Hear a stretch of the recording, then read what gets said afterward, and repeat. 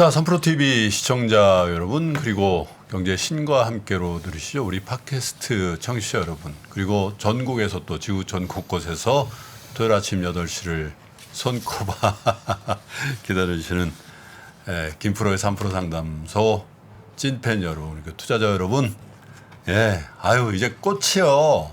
많이들 졌어요. 그런데 꽃이 지고 나니까 실록이라고 표현할 만한 그런 푸르름이 또 우리 곁에 왔죠. 정말 1년에 며칠 안 되는 좋은 날씨가 이어지고 있는 것 같습니다. 지난주에도 상담소 듣고 많은 분들이 댓글을 남겨주셨는데요. 그중에서도 스노우 1969님이 저도 김프로님 연배인데 세상에 불필요한 경험은 없다라는 말에 지난주에 제가 이런 얘기를 했더라고요. 그렇게 남겨주셨고요. 에이스초이님이 60대입니다. 지금까지 살면서 제일 후회되는 일은 충분한 도전을 못 해본 삶입니다. 도전을 응원합니다. 이렇게 남겨주셨는데 상대적으로 젊은 분들도 많으시잖아요. 20대, 30대, 40대, 50대, 60대 형님 누나들이 이런 얘기를 한다는 건 잘 좀 새겨 들어주셨으면 좋겠네요. 경험과 도전에 대한 이야기에 공감하신 분들이 이렇게 많았는데 주말의 시작과 함께하는 3프로 상담소, 다른 분들의 사연으로 간접 경험하기도 하는 그런 시간이잖아요. 주식 투자로 또 돈 문제로 어려움 겪는 분들, 저희와 함께 좋은 음악과 상담과 함께 힐링하는 시간 가져보시죠. 자, 그러면 오늘도 저와 함께 3프로 상담소 엮어갈 세 분의 게스트 소개를 하죠. 서울대병원 정신건강의학과 윤대현 교수님 오셨습니다. 어서 오세요. 네. 저도 왠지 이 말이 가슴에 와닿는데요. 지난번 방송 때 그랬던 것 같아요. 네. 약간 일찍 늙으려고 했던 것 같은데요. 불법 말고는 끝까지 도전해보자. 그렇죠. 네, 가자. 가자. 네. 자, 제 오른쪽에는 이베스트 투자증권의 염승환 이사 오셨습니다. 어서 오세요. 네, 안녕하세요. 오늘 뭐 신수가 환하십니다. 이발도 했고. 근데 진짜 리오프닝 된 것 같네요. 그쵸? 여기 이쪽에 더 현대 보니까 사람들이 네. 이제 혼자 다니지는 않고 전에는 혼자 가는 맞아요. 분들이 많은데 지금 두세 모여서 분 이렇게. 네. 확실히 이제 리오프닝이 좀 시작된 네. 좀 느낌이 네. 좀 드는 것 같습니다. 자, 그리고 우리 스튜디오가 환해졌습니다. 저는 TVN의 예능이죠. 식스센스에 출연하면서 맞춤형 수면 음악을 즉석에서 연주해서 화제가 된 분이죠. 버클리 음대 출신의 피아니스트, 꽃미남 피아니스트. 쑥스러우시겠어요. 훈남이십니다. 윤한님 오셨습니다. 와우. 어서 오세요. 안녕하세요. 윤한입니다. 네. 정말 수려하시네요. 네, 우리 제가 원래 이런 표현 잘 안 하는데 부럽습니다. 작가님이 그냥 뭐 그러니까. 우결 나오셨대. 네. 너무 잘생기셨다. 네. 이소연님하고 같이 나오신 거죠? 네, 10년 됐네요 이제. 네. 10년 전에 제가 우결 10년 출연했었는데, 네. 벌써 10년 되셨어요? 네 그렇습니다. 실제 결혼해가지고 지금은 와이프랑 잘 살고 있습니다. 그분이 부인이세요? 아니죠, 그때는 이제 우결은 이제 예능이고. 그래서 실제 결혼하셨군요. 네, 네. 네. 이 방송 보시는 많은 분들이 실망하신 것 같습니다. 근데 최근에 수면음악 전문가로 활약하세요. 유재석님 예능에도 나오시고 실제로 기업 총수 또 뭐 유명한 운동선수, 아나운서, 셰프 뭐 이런 분들 불면증을 싹 낫게 하셨다고. 네. 아니 원래는 이제 아내한테 네. 불면증을 좀 치료해주기 위해서 네. 3년 전에부터 이제 수면과 음악에 대한 네. 연구를 좀 시작을 했는데요. 네. 그때 효과를 좀 보고 네. 그 후에 이제 뭐 제가 아는 지인분들, 뭐 운동 선수들, 연예인들, 뭐 기업 총수님들 이렇게 제가 한 분 한 분씩 좀 이렇게 맞춤형 수면 음악을 만들어 드렸었어요. 맞춤형으로. 네네, 그분의 성향에 맞게. 어. 네. 그래서 한 30여 곡을 이제 다 작곡을 해가지고 네. 이야. 한 분당 한 곡씩 다 이렇게. 네, 그래서 2주 동안 테스트를 하고 그다음 그분들한테 들어오는 피드백을 받아서 이렇게 좀 통계를 해보니까 효과가 되게 좋더라고요. 그래요. 네. 좀 연구도 하고 계시고요. 이게 콜라보를 두 분이 콜라보를 안 하시는 그래도 아까 제가 번호를 좀 땄습니다. 저는 교수지만 좀 이제 개그를 지향하다 좀 실패한 상황이고, 저는 이제 가수 아티스트시지만 네. 저랑 얘기 좀 전에 좀 일찍 와서 했는데요. 아, 그러셨어요? 훨씬 저보다 교수 오. 같으세요. 현직 교수시고 교수예요. 교수기도 하시고 네. 교수 네. 아이덴티티가 저보다 더 강하시죠. 네, 경희대학교 네. 예술 디자인대학교 전임 교수시니까 교수시죠. 예. 협업 시- 좋습니다. 예, 싱어송라이터의 방송의 라디오 DJ의 뮤지컬 배우의 음악 컨설팅, 웹드라마 음악 감독. 와, 어떻게 이렇게 동시에 많은 일들을 하실 수가 있죠? 되게 많은 걸 했네요, 제가. 써놓고 보니까. 요즘에 저는, 네. 공연도 아침 음악 살롱이라고 이거 주기적으로 하고 있어요. 네, 올해 이제 매달 마지막 주 수요일 날 음, 안산 문화예술의 전당에서 이제 관객분들이랑 찾아뵙는데요. 그렇군요. 이제 뭐 단순히 음악만 들려드리는 게 아니라 다른 장르에 계신 전문가들. 네, 네, 그러니까 다음 달 같은 경우는 명상가 분이랑 네, 같이 실제로 명상도 해보고 네, 명상에 대해서 이렇게 좀 지식과 정보도 전해주는 네.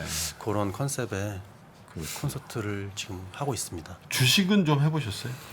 주식 사실 지금 제가 완전 줄인인데 네, 한 2년 전에 처음 시작을 하긴 했거든요. 네. 2020년에. 그때 사실 테슬라로 제가 재미를 좀 봤어요. 오, 와우. 근데 이제 그 비기너스 럭이라고 그때 재미 보고 이제 좀 되네 하고서 제가 조금 들어갔거든요. 네. 근데 지금 뭐 다 마이너스.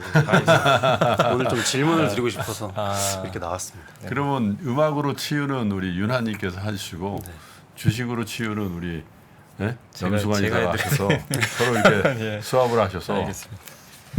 그 음악 받으면 저한테도. 네네. 자, 그러면 첫 번째 사연 우리 윤대현 네, 제가 교수님께 읽을까요? 네. 부탁을 드려보죠. 네.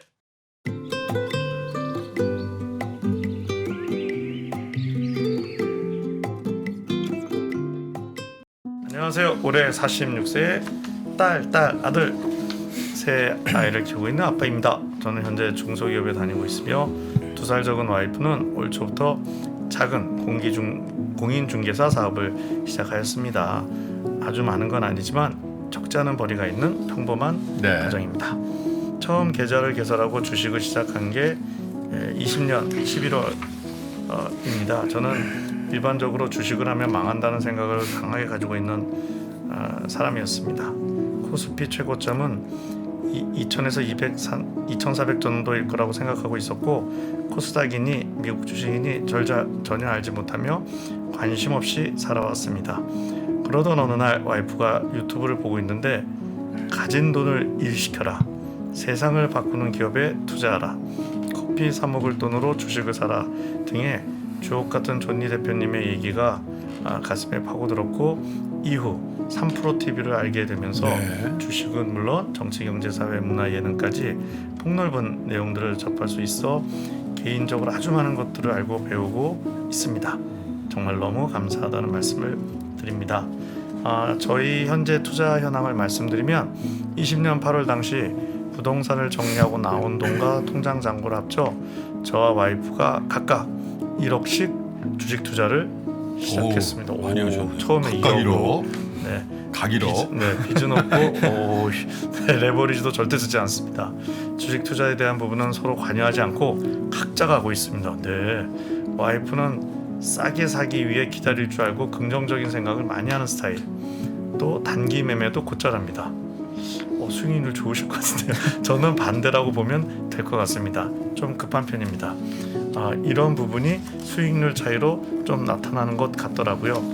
20년에서 21년까지 저는 10%, 와이프는 25% 정도의 실현 수익을 봤는데 22년이 시작되고 급락을 거듭해서 파란색을 유지하고 있습니다. 현재 수익률은 저는 마이너스 25%, 와이프는 그래도 마이너스 15% 근데 수준입니다. 이게 원래 거꾸로 돼야 되는 거 아니에요? 네? 먹을 때는 좀 덜 먹고 까질 때는 좀 덜 까져야 되는 건데. 네. 이제 고민을 말씀드리면 고민 1.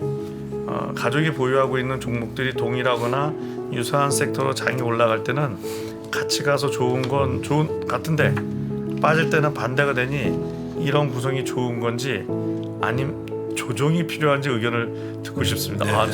저는 가족끼리 갖고 있는 주식도 조정이라고 하는지 오늘 처음 알았네요. 네, 고민이 제가 미국의 비중을 높게 한 건 국내 대비 상승률이나 장기 우상향을 기대하는 마음으로 주로 우버, 루미나 같은 2-3년 미래 큰 상승을 기대하는 종목에 비중을 크게 두고 있습니다. 이게 좋은 방법인지 더 좋은 의견이 있는지 조언 부탁드립니다.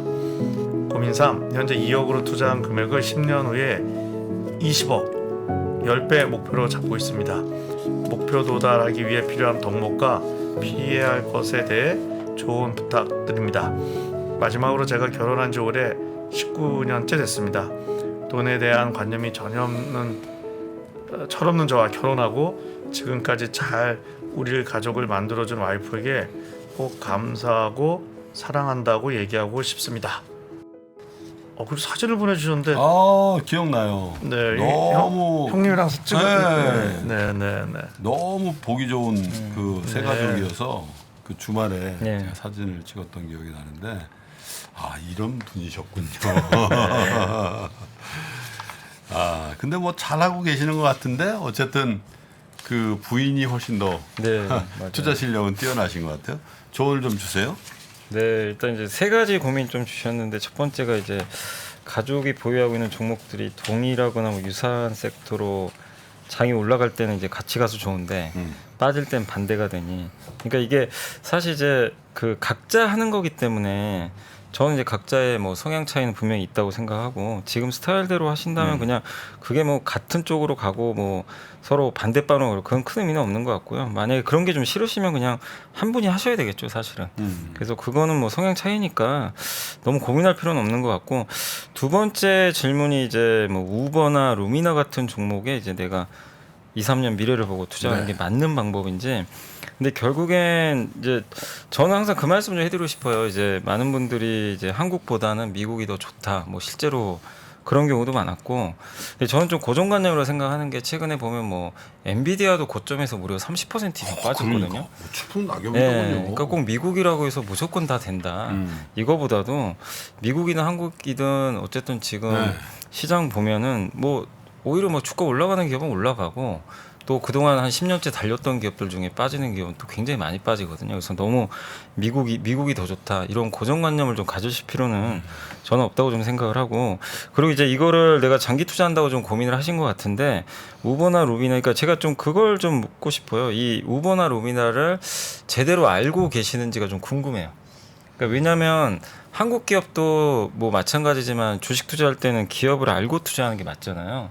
근데 내가 그 기업을 제대로 분석하고 있고 사실 좀 매뉴얼이 있어요. 기업 분석하는 매뉴얼들이 있는데 그게 어려운 건 아닌데 그런 것들 통해서 내가 분석을 해서 지금 뭐 우버가 앞으로 몇 년 후에 어떤 시나리오가 그려질지, 아니면 루미나는 사실 저도 몰라가지고 이게 한번 봤는데 이 회사가 그 자율주행 그 센서 맞아요. 있죠, 라이다 센서. 네, 라이다. 네, 이제 거리 측정해가지고 이제 그 분야에서는 세계적인 회사. 네, 세계적인 회사더라고요. 그래서 이 회사가 지금 앞으로 하려는 게 이게 원래 라이다 센서 가격이 800만 원인데 이걸 60만 원으로 낮춰서 판매하겠다는 계획이 있어요. 이게 비싸서 사실 테슬라도 안 쓰는 거거든요.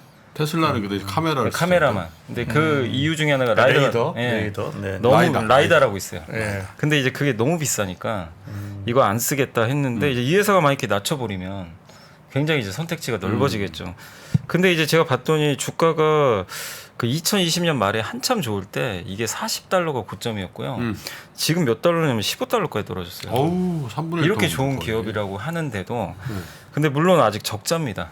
돈을 벌기는 어렵고 왜냐하면 자율주행이 아직 좀 먼 얘기다 보니까. 그러니까 제가 말씀드리고 싶은 뭐냐면 물론 지금 여전히 좋은 기업이 뭐 선도 업체로 좀 잘 알려져 있고 청사진은 좋은데 내가 2-3년 후에 이 기업이 과연 계속 지금의 위치를 차지할 수 있을지, 언제 돈을 벌지, 그러니까. 이런 거에 대한 면밀한 추적이 좀 있어야 되는데 그냥 막연하게 뭐 미국 주식이고 우버 루미나 유명하니까 가겠지 이렇게 하는 건 그냥 희망사항일 뿐이라고 저는 생각하거든요. 그렇죠. 그러니까 차라리 내가 모르면 저는 좀 일단 스톱하고 다시 한번 고민을 해보고 하는 게 맞는 것 같아요. 그러니까 내가 이게 정답이라는 게 아니라 우버 루미나에 대해서 내가 한번 좀 집중적으로 분석을 한번 해보시고 장기 투자를 고민하는 게 저는 좀 맞다고 좀 말씀드리고 싶어요. 그래서 한번 그 고민을 한번 해보시면 좋을 것 같고 마지막으로 이제 2억으로 투자한 금액을 10년 후에 20억으로 그러니까 10배잖아요. 10배로 이제 목표 잡고 있는데 제가 계산해 보니까 이제 10년 후에 20억이 되려면 연평균 한 26% 수익이 나야 돼요. 연으로 그러면은 워런 버핏이거든요. 워런 버핏이 1년에 21% 나요. 평균. 그러니까 그러면 이제 내가 워런 버핏처럼 노력할 수 있겠냐 그 고민을 해야 돼. 워런 버핏은 매일 하는 일이 그 신문 보고 사업 보고서 보는 게 자기 일이라고 하더라고요. 계속 기업에 대해 고민하고. 근데 그런 분도 1년에 20% 수익 내거든요. 근데 그거 이상을 내려면 진짜 독하게 맘먹고 공부를 하셔야 되고 자기만의 기업 분석하는 노하우도 분명히 생겨야 되고. 근데 그게 안 되면 그냥 이거는 사실 10년 후에 10배 가는 건 사실 결코 쉬운 건 절대 아니에요. 쉽지는 않죠. 예. 그러니까 그 정도 노력을 하셔야 돼요. 뭐 진짜 책도 많이 읽어보셔야 되고 사업 보고서도 매일매일 보셔야 되고 그리고 그 보통 이제 공통적으로 이렇게 1년에 20-30% 꾸준하게 수익 내시는 분들의 특징이 집중 투자를 하세요. 이게 분산 투자보다 그러니까 집중 투자하는 게 한 종목 하라는 게 아니라 보통 5개에서 10개를 투자를 하는데 그 기업을 진짜 이제 집중적으로 파는 거죠. 완전히 이제 딥하게 분석을 하는 거죠.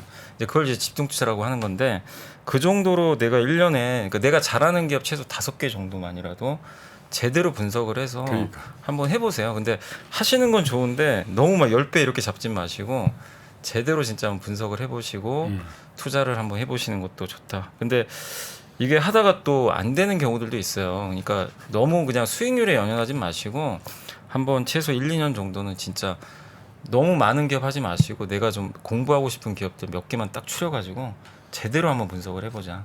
저는 좀 그렇게 말씀드리고 싶어요. 워런 버핏의 수익률을 추정하는 가장 쉬운 방법 워런 버핏이 운영하는 회사를 사면 돼요. 네? 버크셔 해더웨이 네. 워런 버핏 공부 많이 그 시간에 그냥 이 워런 버핏 그 삐주 있잖아요. 삐주. 그거 사시면 뭐 10년 후에 어떻게 될는지 모르겠지만 그 사이에 워런 버핏님께서 어떻게 되실 수도 있겠죠. 뭐 제가 입방정이 아니라 네. 구순이시니까 나이가 좀 그죠? 네. 근데 어쨌든 워런 버핏이 투자하신 것도 있지만 워런 버핏의 그 회사의 시스템이 투자하는 거니까 저는 정말 미국 주식으로 성공하려면 워런 버핏을 공부하시는 분이라면 워런 버핏 일부를 좀 담궈 놓는 것도 좋을 것 같아요. 윤하님은 지금 종목을 몇 개나 갖고 계세요? 저는 그 듣고 보니까 너무 많이 갖고 너무 많이 갔어요. 그래도 그럴 것 같아서 내가 여쭤보는 거예요.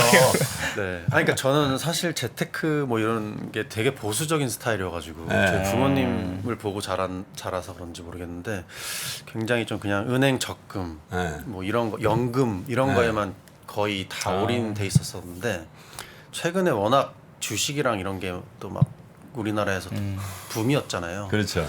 그래가지고 테슬라를 그때 시작으로 해서 이게 좀 재미를 보고 이제 좀 가볼까 하면서 더 이상 적금은 들지 않고 이제 버는 돈에서 어느 정도씩 이렇게 해서 주식 투자를 시작을 해서 지금도 하고 있는데 지금 저도 이제 한국 주식, 미국 주식 합해서 한 그래도 한 15개 정도 좀 15개. 아주 많으시는 건 아니에요. 15개. 근데 처음에는 네. 대기업 그러니까 이거는 망할 수가 없다라는 데만 투자했었거든요. 그 뭐 삼성전자라든지 아니면 뭐 구글, 애플 이런 데만 이렇게 했었었는데 하다 보니까 뭐 공모, 청약주 이런 것도 뭐 알게 청약. 되고 그다음 무슨 이렇게 단타 뭐 이런 것도 자꾸 보게 되고 뭐 이렇게 보면은 오늘의 어떤 추천 종목 막 해서 뜨는데 뭐 막 빨간색이 막 29.5% 떠 있고 이런 것도 이렇게 보게 되니까 그 다음서부터는 그럼 내가 좀 여유 자금으로 이런 것도 한번 넣어볼까? 그러니까 전혀 기업에 대한 분석 이런 거 없이 그래서 돈을 번 경우도 있는데 거의 다 이렇게 물린다고 그러죠. 네. 네. 근데 저는 이제 파란색으로 마이너스가 되면은 판 적은 한 번도 없어요. 2년 동안. 그러니까 계속 그냥 갖고 있었어요. 지금도 갖고 있고. 그래서 그게 맞는 건지에 대한 질문도 사실 좀 드리고 싶었고. 그러니까 지금 2년 됐는데 최악으로 많이 마이너스 된 게 거의 뭐 60%된 것도 있거든요. 알리바바 같은 경우 제가 갖고 있었는데 사실 저는 이게 이제 미국의 좀 아마존 같은 성장을 하지 않을까라는 생각으로 투자를 했었는데 뭐 계속 마이너스 돼가지고 이제 지금 거의 한 60% 정도 돼 있는데 이거를 계속 갖고 있는 것이 맞는 거지. 제가 어디서 책에서 봤는데 그 팔지 않으면 손해 본 게 아니다 뭐 그런 말을 어디서 봤어요. 그래가지고 음악하는 정프로 나오셨네. 그래가지고 그러니까 마이너스 된 거를 계속 팔지 않고 갖고 있는 종목들이 몇 개가 있거든요. 네. 근데 그게 이제 맞는 건지. 그 얘기는 조금 준비해 주세요. 네, 제가, 우리 저 네. 윤 교수님께 제가 상담 하나 더 요청드리고. 네, 이분은 너무 행복하셔서. 부부인데 행복해 보이는데. 네, 뭐, 근데 이게 사연에 쭉 그래도 뉘앙스가 하나 있는 게 예. 부인이 훨씬 더 네네. 실력이 있다라고 이분은 생각하는 것 같고 그래서 네. 고맙다라고 그러잖아요, 그죠? 보면. 예. 네, 우리 가족을 만들어준 와이프에게 꼭 감사하고 사랑한다고 얘기하고 싶습니다. 네네. 이건 뭐 와이프를 사랑하고 감사하는 건 매우 좋은 일인데 네네네. 그래도 부부 관계도 있잖아요. 예. 살짝 경쟁 혹은 살짝 우리 집 사람이 우리 와이프가 나보다 낫네 비교 이런 심리가 좀 있을 때가 있는 것 같아요. 당연히 있죠. 네, 경쟁심이라는 거는 못난 사람 많이 갖는 게 아니라 아주 인간의 기본적인 본능이니까요. 생존을 위해서. 그래서 경쟁심을 처음 느끼는 게 뭐 1세 때다라는 누구랑 경쟁심을 했어요? 형제들끼리. 형제들끼리. 그래서 그 부모님들이 제일 많이 고민 사연 내는 거 하나가 사춘기랑 하나가 뭐 형제든 뭐 남매든 싸움박질하는 거가 사실은 경쟁. 뭐 1세 때 형제들끼리 1세 때부터 경쟁심으로 싸워서 60대에 좀 준다는 뭐 얘기도 있는데요. 뭐 60 지나서도 계속 싸우시는 경우도 있잖아요. 저는 형제들하고 솔직히 형제들하고 경쟁심을 느껴볼 여유가 없어가지고 나이 차이도 좀 많이 났을 뿐더러. 네, 뭐 보면 뭐 어떤 법정 소송도 60 넘어서도 하시는 경우도 은근히 많잖아요. 많더라고요. 그 상속 재산에 대해서 그러니까요. 저 한 번도 고민해 본 적이 없는데 그런 거. 그렇긴 한데 근데 행복하신 분들 보면은 사실은 그 경쟁을 넘어서 그러니까 내가 돌본다는 것도 중요하지만 좀 잘 의지하고 미안하다. 그러니까는 제일 좋은 관계는 두 분이 서로 좀 서로 미안하다. 이게 좋은 관계 같아요. 그러니까 내가 더 해줘, 내가 능력 있어서 더 잘해주지. 이러다 보면 이게 이제 부딪힘이 있는데 특히 부부 관계도 뭐 다 마찬가지지만 특히 부부 관계 경우에는 아마 아내분도 비슷한 마음 가지실 수도 있죠. 참 내가 좋은 남자 만났구나. 미안하네.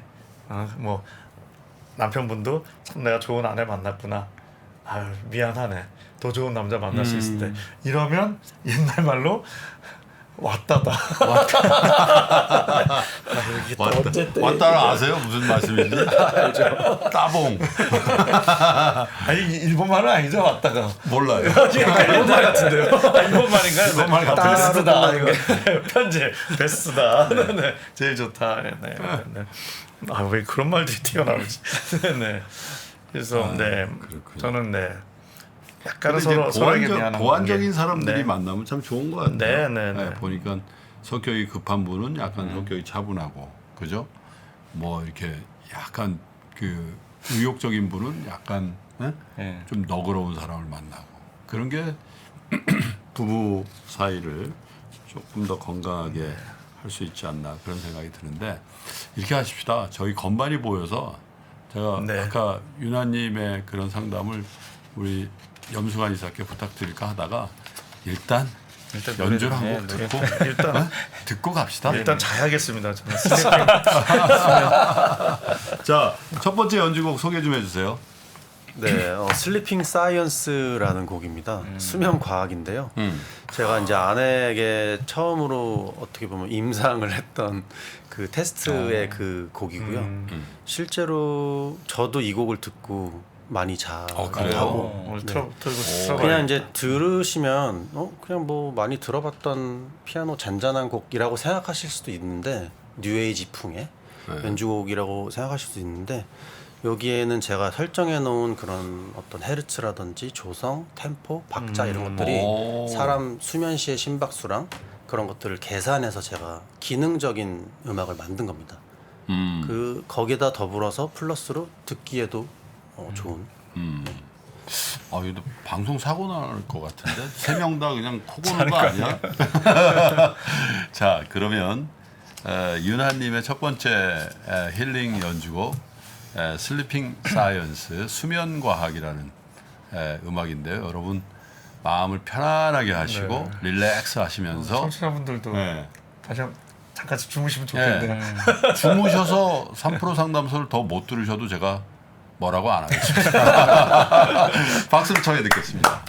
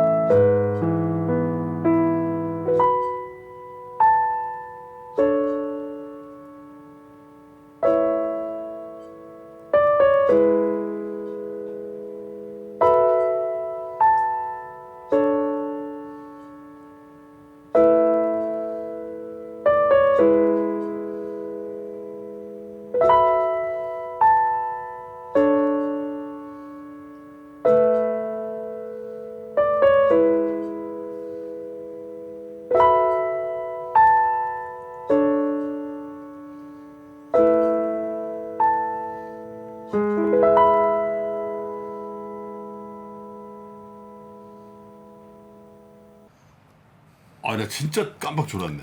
진짜로. 응? 아, 뭐 말을 해. 아직 방송 시작한 건가요? 네. 이게 지금 다 아닌데. 약간씩로 약간씩은 기몽사몽. 아니 내가 무슨 생각이냐면 딱 이렇게 일부러 내가 우리 유나님이 딱 그 연주를 시작할 때 내가 한번 진짜 잡아봐야 되겠다 생각해서 이렇게 이 또 이 헤드레스트가 있어서 이 허머 밀러가 되게 엄청 좋은 의자잖아요. 그래서 완벽하네요. 네. 했는데 내가 뭐 설정을 하는 게 아니라 약간 자야 되겠다는 생각을 했거든. 근데 음악이 딱 나오면서 무슨 생각이냐면 이게 지금 우리 스튜디오가 이 채광이 되게 좋잖아요. 최강이랑 이 조명이 저희가 각성도를 올리지 졸릴 수 있는 상황은 아니죠. 여기가. 그러니까 네. 근데 이 조명이 굉장히 편안한 조명이거든요. 근데 이 조명이 지향하는 게 자연 채광을 좀 지향한 건데 내가 어떤 상상이 됐냐면 아 해변가. 제가 이 계절을 제일 좋아해요. 그리고 예를 들면 스미소니언 박물관이나 그런 미술관들 있죠. 오랑제리 이런데 미술관에 그 자연 채광돼 있는 데서 이렇게 노랗게 잤던 기억이 있거든. 그 느낌이 탁 드는 거예요. 그냥 내 침대에서 자는 게 아니라 좋은 미술관 박물관에서 자연 채광되는 그 의자에 이렇게 편안하게 잔 그런 느낌이 딱 들어서 속으로 계속 대라 그랬거든. 네. 진짜로? 어땠어요? 저는 그 옆에서 이제 진짜 주무시는지 몰랐어요. 저는 근데 노래가 끝났는데 다 너무 조용해가지고 아니, 근데 막 코 골고 자는 건 아닌데 약간 가수면 정도의 그런 상태? 형님이 그거 좀 제거한 것 같습니다. 하나님이 사랑하는 사람한테 잠을 준다고. 근데 제가 이거 들으면서 느낀 게 저는 원래 잠을 되게 잘 자요. 그렇다면 누우면 어떤 안 스트레스가 있어도 자는데 얼마나 못 잘 때도 부러워. 있어요, 사실. 진짜 못 잘 때도 있는데 그때 꼭 한 번씩 들어야 되겠어요. 진짜. 전 약간 네, 불면이 있는데요. 이 앨범인가요? 그거는 이제 최근에 나온 다른 앨범이네요. 네, 네. 진짜. 슬리핑 사이언스 이런 이름으로 네, 나온 슬리핑 앨범이네. 사이언스인데 이게 이제 시리즈가 계속 있어서 그거는 이제 제가 자연 ASMR 넣은 앨범이에요. 네, 실제 소리. 그럼 피아노가 방금 한 아니라. 거는 더 슬립이라는 앨범. 그렇군요. 그렇군요. 네. 근데 사실 현대인이 잠을 잘 못 자는 게 굉장히 큰 맞아요. 특징이잖아요. 그죠? 특히 우리처럼 이렇게 바쁘게 또 뭐. 근데 저는 이제 약간 그런 징크스가 있는 게 음주를 하잖아요. 음주를 하면 바로 집에 가서 자잖아. 그러면은 예를 들면 9시에 들어갔다 9시에 바로 자거든요. 그럼 이제 거기서부터 한 4시간 자고 딱 일어나면 1시 반이야.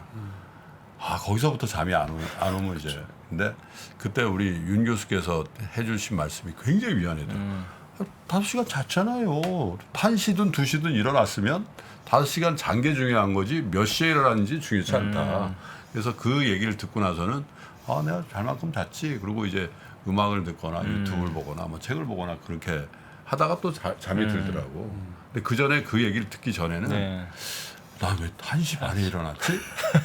자기가 먼저 잔 건 생각 안 하고 사실 그런 면이 있더라고. 네, 뭐 책에도 있긴 한데 물론 이제 2, 3일 못 자면 이제 그거는 이제 큰 문제인데 우리가 이제 매일 잘 자야 된다는 좀 강박이 있대요. 근데 그것 자체가 그러니까 하루 정도는 하루 못 잔다고 괜찮아. 이런 생각이 좀 필요하다고 합니다. 그러니까 계속 잠이 안 와도 내일 만약에 내일 못 자서 내일 회의가 뭐 예를 들어서 우리 염이사님 같으면 내일 뭐 미팅도 있고 주식 사고 팔고 이거 중요한 거 많이 해야 되는데 어쩌지? 별 상관 없다는 거거든요. 물론 이틀 3일이면 상관이 있어요. 근데 하루 정도. 그래서 그런 좀 여유가 필요하다고 합니다. 그러다 보면 오히려 잠도 잘 오고. 네. 유나님은 뭐 잠 잘 주무시죠? 저도 이제 잘 자는 편인데 이제 뭐 그 다음 날 아침 일찍 스케줄이 있어서 좀 일찍 일어나야 되거나 아니 뭐 평소에 막 좀 생각이 많거나 오늘 주식이 막 한 20% 떨어졌다거나 폭락했다거나 뭐 이게 농담이고요. 그런 경우에는 좀 이제 저도 막 생각이 많으면은 잠이 좀 안 오고 그런 경우가 좀 있는 것 같아요. 근데 진짜 잠을 잘 자고 잘 자는데 도움 된다 그러니까 꼭 이 음악을 한번 들어봐야 되겠다는 생각이 드네요. 잠을 너무 잘 자는 분하고 제가 살거든요. 우리 그분은 세상 어떤 상황이 돼도 딱 누우자마자 5분 안에 바로 숙면을 취하고. 뭐 그럼 약간 섭섭하실 수도 있지만 또 나만의 자유로운 시간을 얻을 수 있다는 그런 장점이 있습니다. 자, 그러면 두 번째 사연은 유나님께 좀 부탁을 드리죠. 네.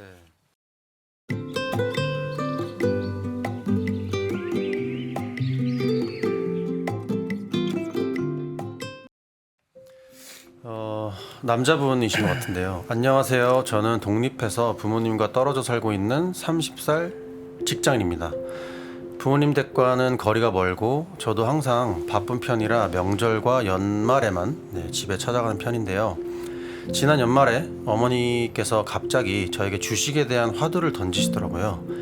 평생 예적금만 해오시던 분이 왜 주식 이야기를 하시나 했더니 TV 예능에서 주식을 무조건 하라는 이야기에 홀리셨던 것 같아요. 저 역시 주식은 꼭 해야 되는 것으로 생각되어서 바로 비대면 계좌 개설을 도와드리고 3일 동안 매수 매도하는 법, 재무제표 보는 법, 증권사 리포트 읽는 사이트, 주식 사기꾼들의 사례들 등을 열심히 설명드리고 다시 지방으로 내려갔습니다.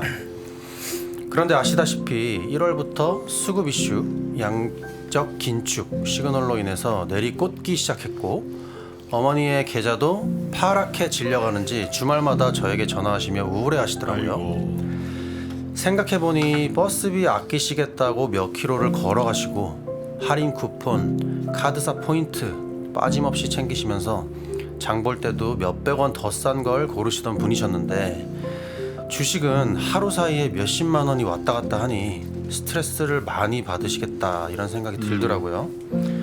지난달에는 LG 에너지 솔루션 매수를 추천드리고는 매도해야 할 타이밍에 제가 바빴던 나머지 매도하라는 메시지를 아이고. 못 전해드렸더니 결국 계속 갖고 계시다가 현재 마이너스 16%까지 맞으셨더라고요.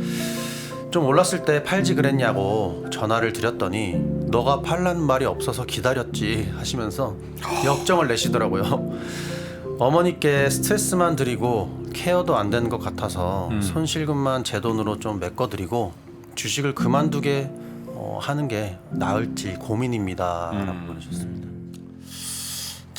근데 이제 아드님 입장에서는 어머니가 뭐 하시려는데 아유 주식하지 마시라니까 이렇게 얘기할 수도 없고 적극적으로 권하기도 그렇고 근데 어머니가 하신다니까 이제 하는 방법을 성심성의껏 가르쳐 드리긴 했는데 결과 안 좋으니까 어머니 생전 처음 주식하니까 네. 아 솔직히 역적이 나지. 어떻게 부모님은 주식을 하시나요? 저는 이제 그 테슬라 그때 음. 이제 부모님한테 주식 좀 해보시면 어떻게? 저희 부모님 이제 주식 전혀 안 하시거든요. 적금만 하시고 이제 하시는데 그때 말씀드렸는데 제 얘기 안 들으시더라고요. 네. 저희 이제 부모님이 두 분 다 이제 뭐 거의 70, 아버지는 70이 넘으셨고 반응이 뭐예요? 그러니까 아 알았어. 근데 나는 괜찮아 이거지. 두 번째는 이거 뭘 한다고 그래? 이게 두 가지 반응이 있잖아. 첫 번째였던 것 같아요. 그러니까 첫 번째? 뭐 그냥 판 볼게 그러는데 이제 나중에 네. 여쭤보면 그냥 별로 관심 없으시고. 아 이게 저 가족 관계가 되게 좋으신 것 같아요. 그런 거 그죠? 같아요. 네. 그 부모님이 이렇게 잘해주셨나 봐요. 성장기 때. 뭐 그죠? 딱히 잘 안 해주신 건 없는 것 같고 많이 서포트 해주셨고 네. 또 약간 그런 마인드 좀 있으신 것 같아요. 이제 나이 70인데 지금은 와서 뭘 그런 것도 일리가 있죠. 그죠? 있는 것만 가지고서 잘 살아도 뭐 그냥 그러시더라고요. 아 근데 이렇게 어머니하고의 관계가 훼손될 것 같으면 빨리 무슨 조치를 해야 되는 거예요. 방치하는 건 좋은 거 아니잖아요. 아, 훼손 하나도 안 됩니다. 안 돼요? 아, 제가 보기에는 부러운 게 완전 효자시네요. 그러니까. 이제 효자는 증거를 대겠습니다. 일단 어머니가 화두를 던질 때 관심 없는 그 자녀가 10이면 9이고요. 그럼 해보세요 하지 또 이렇게 설명해드리는 자녀가 100에 1명도 안 되고요. 또 그 다음에 역정을 내는데 내가 언제 하라 그랬냐 하지 들어드린 아들이 100에 1명도 안 되고요. 맞아. 걱정돼갖고 손실금 갚아주겠다는 아들은 1000에 1명도 안 해서 이거 다 하면요. 워렌 버핏이 아니라 정말 이 확률이 효자문 야, 세워줘야 돼. 효자문. 요즘 이런 효자가 있나? 이분은 복 받으실 거고요. 네. 부모님도 훌륭하시니까 이런 자제분을 낳지 않으셨나 싶어서 그러네. 저는 뭐 약간 그 배가 아플 정도로 네, 진짜 부럽다. 뭐 제 관점에서는 그런데요. 이제 어쨌든 근데 이게 부모님이 저기 효자 자랑하려고 사연을 보내신 게 아니라 효자 당사자가 사연을 보내셨으니까 이게 어머님이 아마 제 생각에는 뭐 이 금전적 어떤 주식 투자로 수익을 얻는 측면도 있겠지만 이게 어떤 보면은 돈을 버시면 더 좋겠지만 이게 일이라는 게 굉장히 중요하거든요. 그래서 네. 뭔가 이게 좀 스트레스를 받더라도 내가 그래도 이게 주식 투자라는 게 공부도 하고 이러다 보면 내 존재 가치를 주기 때문에 그 의미가 있고요. 그렇죠. 네. 큰 손해가 아니라면 약간 손해가 나도 의미가 있습니다. 그건 상당한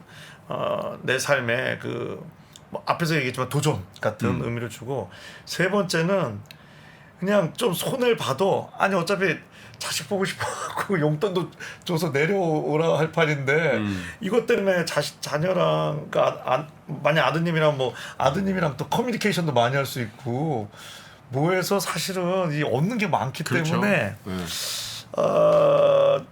아마 그 손실금을 제 느낌엔 손실금을 좀 메꿔드릴까요 하면은 메꿔달라고 하신 다음에 어머님이 다시 하실 걸로 저는 생각이 됩니다. 다시.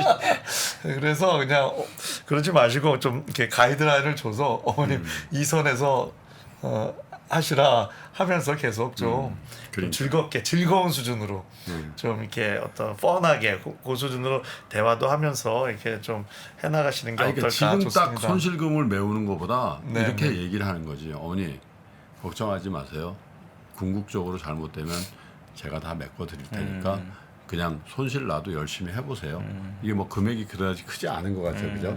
네, 그런 정도. 지금 손실 나서 또 손해 봤다. 그러면 이제 아무리 효자지만 이제 어떻게 되는 거야 이거, 그죠? 그러니까 그거 이제 어머니의 스트레스 정도에 따라 다를 것 같습니다. 어. 그다음에 손실 금액에 따라 다를 것 같은데요.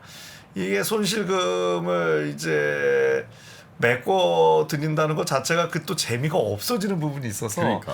손실금을 메꿔 죄송합니다. 제가 약간 삐딱하게 말씀드릴게요. 손실금을 메꿔 드릴 정도로 훌륭한 효자시기 때문에 그 마음이 있다면 그러니까. 마음에 두시고요. 그 얘기 천천히 하셔도 되고요. 천천히 해도 될 것 같아요. 어머니가 아주 그렇게 큰 스트레스 아니고 큰 손실금이 아니면 내가 나중에 메꿔 드리자는 마음으로 계속 좀 재밌게 그러니까. 해 나가도록 하는 것도 어떨까 맛있는 거 좀 하는 생각이 사드리고. 듭니다. 왜냐면 비슷한 경우 많이 보거든요. 뭐 예를 들어서 시어머님한테 3프로 TV 시어머님이 오늘 3프로 TV의 팬이 되셨다는 거예요. 그래서 좀 시드머니를 드렸더니 전화도 덜 하시고 전화하더라도 먼저 주식을 했어요. 며느님이. 굉장히 이게 어떤 대화가 돼. 프로페셔널한 대화만 하면 야, 너 염수환 이사가 뭐 괜찮다는데 너 샀니? 그래. 대화가 돼. 어떻게 해야 돼요? 이거 너무 막 스트레스 받으실 필요 없는 것 같고요. 제가 봐도 원래 이게 주식이라는 게 뭐 제가 뭐 심리 분석하는 사람 당연히 아니지만 책을 보니까 원래 개인 투자자분들이 주식에 성공하기 힘들 수밖에 없는 게 이게 인간의 본성하고 반대로 움직인대요. 주가라는 게. 그러니까 뭐냐면 주가가 이제 빠지면 굉장히 스트레스를 많이 받잖아요. 사람들이 당연히 오를 땐 흥분하게 돼서 막 쫓아가게 되고 사실 이제 대부분 주식장 그 반대로 해야 수익이 나는 경우가 그렇죠. 많은데 인간의 심리가 그렇게 안 되죠. 빠지면 손절하고 싶고 오르면 막 쫓아가고 싶고 그래서 원래는 좀 성공하기 어렵다고 합니다. 근데 지금 어머니께서도 지금 또 하필 하시는 지금 시기가 그 누구도 예측 못하면 전쟁 나고 막 지금 난리가 아니잖아요. 이건 어머니 잘못이 아니에요. 사실은. 그러니까 약간 시점의 차이긴 한데 약세장에서 어쨌든 처음 진입을 하셨고 그래서 너무 막 우울해하지 마시라고 좀 전달해 주셨으면 좋겠고 오히려 저는 아까 이제 그 말씀하신 대로 초심자의 행운이었잖아요 처음에 그거보다는 차라리 이게 더 저는 낫다. 장기적으로는 이게 낫다고 봐요. 왜냐하면 처음에 너무 이렇게 하다가 그러니까 방금도 이제 뭐 얘기하신 대로 테슬라로 이렇게 좀 수익이 나니까 이제 점점 더 이게 그 공격적으로 하게 되고 근데 이제 사실 그럴 때가 제일 위험한 거거든요. 내가 좀 제대로 알고 분석도 하고 천천히 투자를 해야 되는데 대부분 초심자의 행운에 이제 나의 이제 모든 걸 걸어버리죠. 사실은 승부를 걸어요. 위험한 거기서. 상황이네요. 네, 그러니까 아니 대부분 그래요. 대부분 그렇고 근데 차라리 이제 이 어머님 같은 경우는 처음부터 이렇게 빠져버리면 주식에 좀 약간 이제 무서움을 좀 알게 되시죠. 사실은. 원래 이렇게 또 변동성도 있구나 하는 걸 알게 되기 때문에 다음부터 굉장히 조심하게 하게 돼요. 보수적으로 투자도 하시게 되고 그래서 되게 오래 또 성공하는 경우들도 이런 케이스에서 나오니까 너무 스트레스 받지 마시고 그리고 예전에 김프로님도 얘기하셨는데 이게 아무리 가족 간에도 진짜 종목은 함부로 추천하는 게 아니에요. 진짜 어려워요. 잘 돼도 그냥 뭐 그냥 그렇고 안 되면 정말 또 가족 간에 또 얼굴 붉힐 일도 생길 수도 있거든요. 잘못하면. 그래서 종목도 되도록이면 이렇게 함부로 추천하기보다는 그냥 이렇게 어머님한테 뭐 한 달에 한 번 뭐 아니면 이렇게 자주 가시면 종목을 추천한다기보다는 이 기업 한번 분석해 보시죠. 그러니까 이게 보니까 재무제표 보는 뭐 증권사 리포트 보는 법 이런 것도 통해서 좀 공부하는 방법을 알려주시면 어머님이 좀 스스로 할 수 있게 그러니까. 그게 더 나은 것 같아요. 그래서 너무 좀 스트레스 받지 마시고 천천히 하시면 될 것 같고 그리고 이제 아까 이제 저한테 이제 물어보셨으니까 제가 그냥 답변 좀 드리면 답변한 김에 어쨌든 전형적으로 초심자의 행운으로 이렇게 좀 상황이 이렇게 벌어졌잖아요. 그래서 그걸 너무 자책하지 마시고 저도 그랬어요. 저도 뭐 예전에 처음에도 그랬다가 상쾌도 당해보고 저도 많은 이제 우여곡절 겪었는데 어쨌든 이제 워런 버핏도 그 얘기했거든요. 투자할 때 제일 중요한 게 이 세 가지거든요. 일단 알고 투자해야 되고요. 자기 깜냥. 그러니까 내가 기업을 제대로 알고 투자해야 되고 두 번째가 쌀 때 사야 돼요. 예. 근데 이제 그때 한참 2020년대는 시장이 너무 좋을 때였잖아요. 그러니까 비싸죠 아무래도 당시에는. 그리고 내가 산 이유가 있잖아요. 어떤 기업을 그 아이디어가 훼손되면 정리를 하셔야 돼요. 그러니까 무조건 나는 손실 보고 안 팔겠다 그런 마인드보다도 그 어떤 책에 보니까 부자가 되는 방법 중에 하나가 매몰 비용의 오류에 빠지지 말라 그러더라고요. 뭐냐면 그 예전에 이제 저도 그 이렇게 버스 정류장 같은 데서 이렇게 버스를 기다리는데 버스가 이렇게 30분 40분이 기다려도 안 오는 경우들이 있잖아요. 네. 그럼 대부분이 오기로 그냥 버틴대요. 올 때까지. 그 사실 제일 좋은 방법은 택시를 타든가 다른 방법을 찾는 게 제일 좋대요, 사실은. 지하철을 가든가. 네, 그게 현명한데 대부분 매몰 비용에 오류에 빠져버리는데 그게 너무 아까운 거예요. 내가 버틴 시간이 아까우면 못 버려요. 맞아요. 그러니까 아니 잡고 가시니까 아실 너무 거 아니에요. 아니, 그러니까 잡고 갈 때도 그럴 것 같아요. 이게 이렇게 열심히 했는데 나중에 보니까 내가 원하는 방이 안 나올 때도 있잖아요. 그럼 버리기 아깝잖아요, 사실. 근데 주식도 마찬가지 같아요. 그러니까 내가 잘못했다고 생각하면 그냥 팔고 교체를 해야죠. 다른 걸로 교체를 하든가 현금하는 게 사실 더 나아요. 그래서 종목이 네. 느는 거거든요. 근데 안 제가 팔고 계속 애돈만. 잘 한 건지 안 한 건지를 어떤 기준으로 판단? 그러니까 사실 지금 모르시잖아요. 네. 전혀. 그러니까 애초에 주식을 사실 때부터 내가 기업을 알고 사야 되는데 그냥 이제 이것저것 사실 좀 많이 사셨잖아요. 네네. 그러니까 그것부터가 이제 사실 이제 방향이 잘못 잡힌 거죠. 처음에. 그러니까 왜냐하면 초심자 행운 때문에 그래요. 그 테슬라부터 너무 성공을 하니까 이제 너무 쉽게 이렇게 이것도 되겠지. 네. 이것도 되겠지. 근데 그렇게 만만한 시장이 아니거든요. 주식시장이라는 게. 그래서 뭐 지금 뭐 어떻게 하시라는 게 아니라 다음부터는 이제 하나라도 좀 사실 때 조사도 좀 해보시고 내가 근데 준비가 안 돼 있으면 차라리 그냥 그러니까 지수를 사도 돼요. 뭐 예를 들면 미국 S&P 500 네. 지수나 워런 버핏도 그 얘기 했거든요. 그 지수를 이기기가 힘들대요. 그 유명한 펀드 매니저들도 한 60에서 70%가 지수를 져요. 그만큼 이게 어렵거든요. 근데 내가 기업 분석을 제대로 못 하는데 이 기업에 투자해서 성공하는 것도 쉬운 건 아니에요. 근데 그래서 내가 준비가 안 돼 있으면 차라리 뭐 ETF 같은 거 있잖아요. 네, 네. 그런 거를 하면서 천천히 공부하면서 분석이 되면 그때 해도 돼요. 그래서 한번 고민을 해보시고 그 종목을 너무 많이 하면은 관심사가 줄어요. 그 주식은 항상 관심을 가지고 이렇게 딱 이렇게 물을 주듯이 이렇게 해야 되는데 네. 금액 대비의 종목이 막 20, 30 종목 이렇게 늘어나면은 어차피 뭐 올라도 조금 내려도 조금 그러면 약간 텐션이 좀 저하된다고 할까? 물론 이제 그게 좋은 포트폴리오를 여러 종목 분산하는 건 좋은데 너무 과다하게 분산을 하면은 관심을 그만큼 덜 두게 되고 그래서 관심 아까 그런 분들이죠.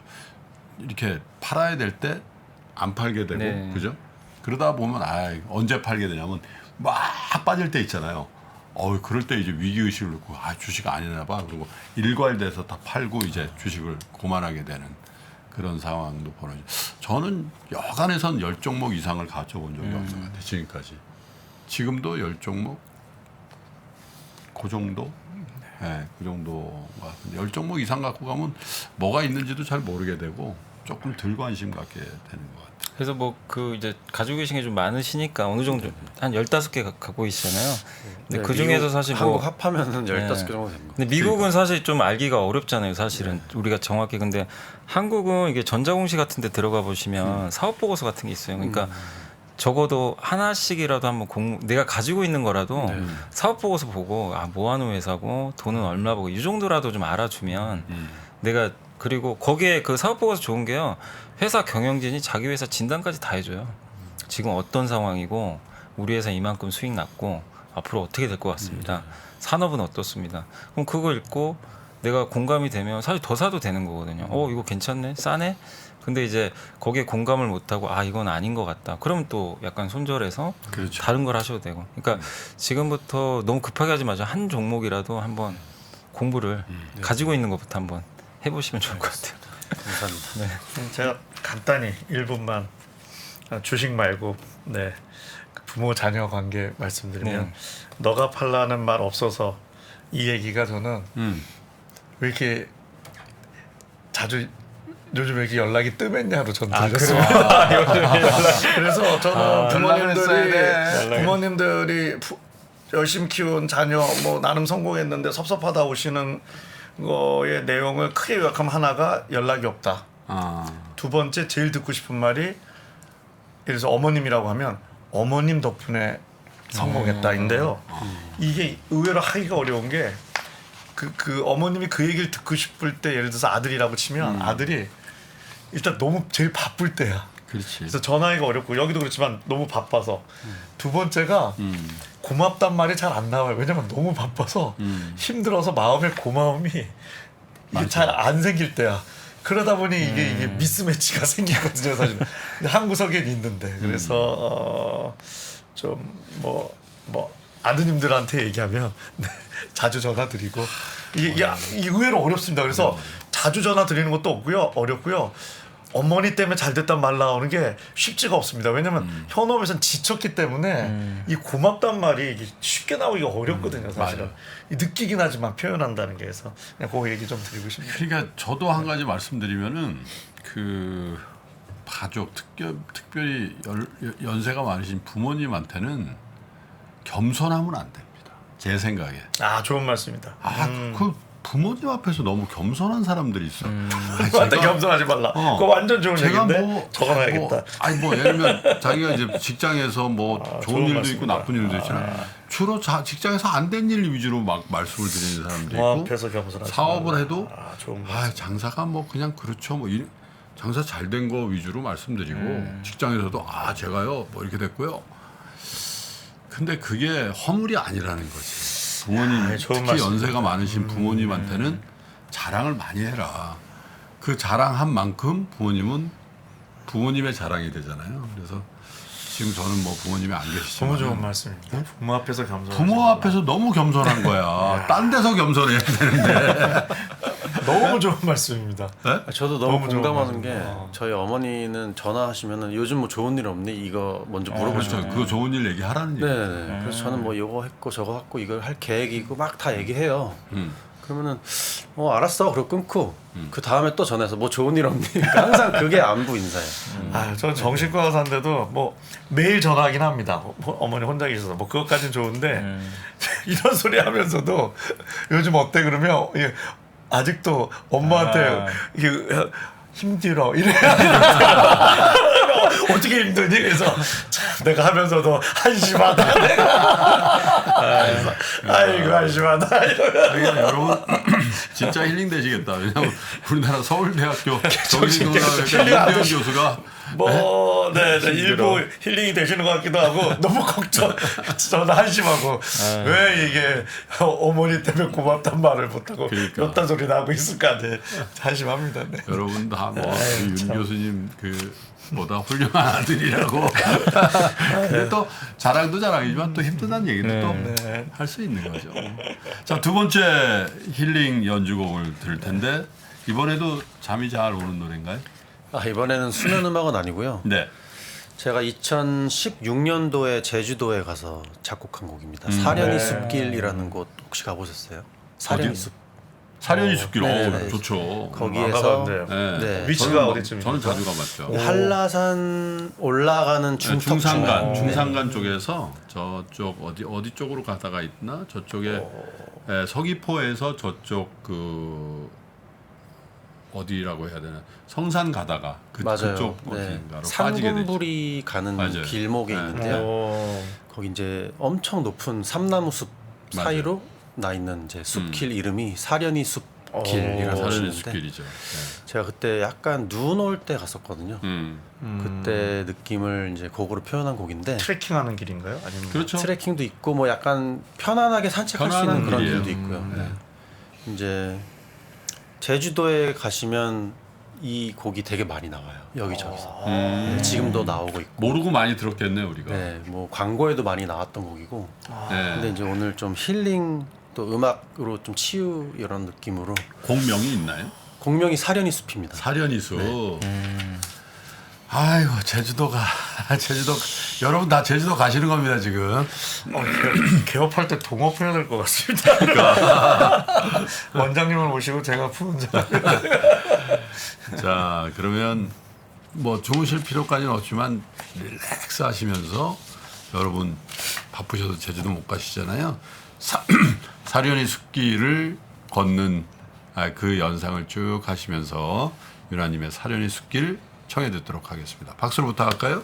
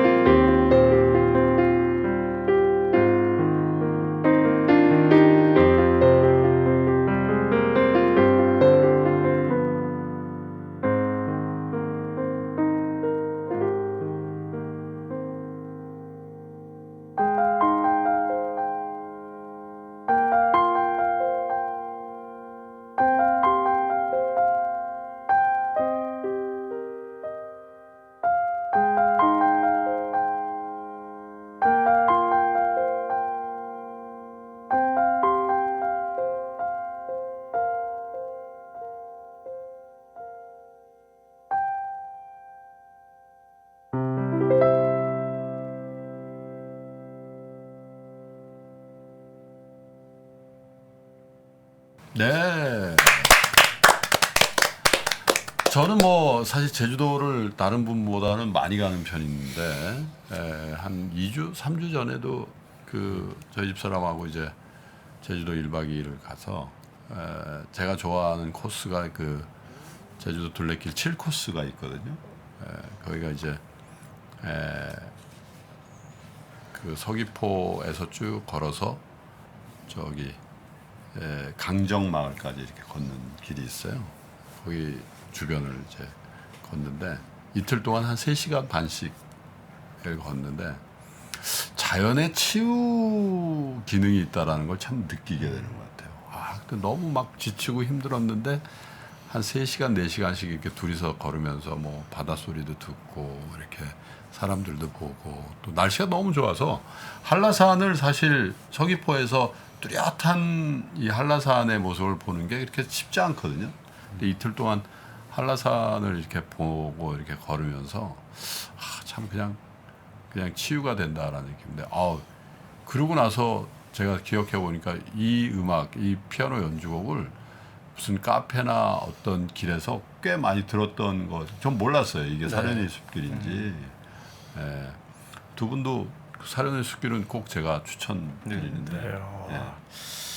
뭐 마치 거기 가 있는 느낌이었고요. 고맙습니다. 네. 제 자전거 탈 때 플레이리스트로 한강이지만. 네.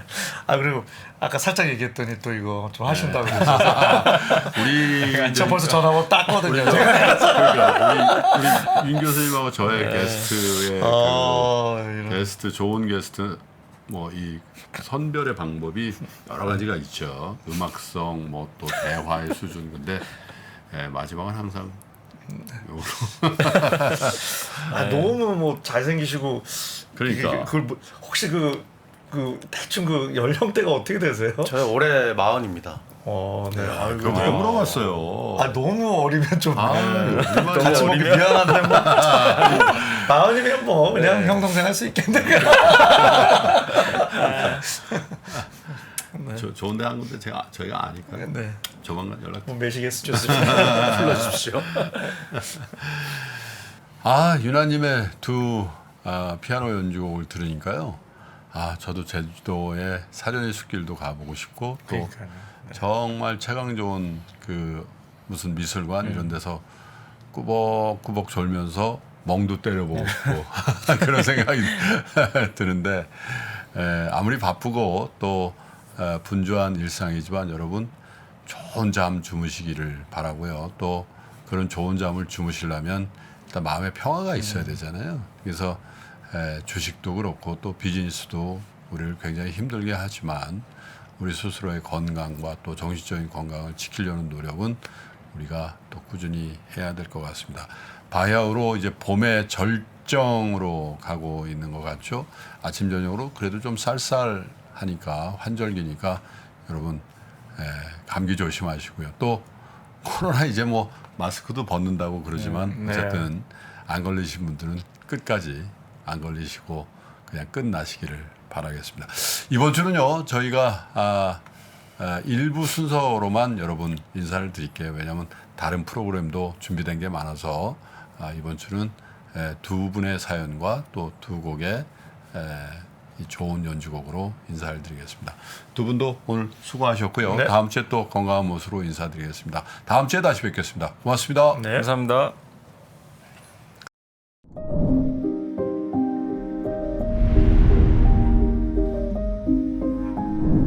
게임에서 살인이 가능한데 성폭행은 안 되는 이유는 무엇입니까? AI에 의해 활동하는 가상인간은 법인격을 가질 수 있을까? 내 아바타에 AI를 입힌다면 나 대신 무엇을 시키고 싶으신가요?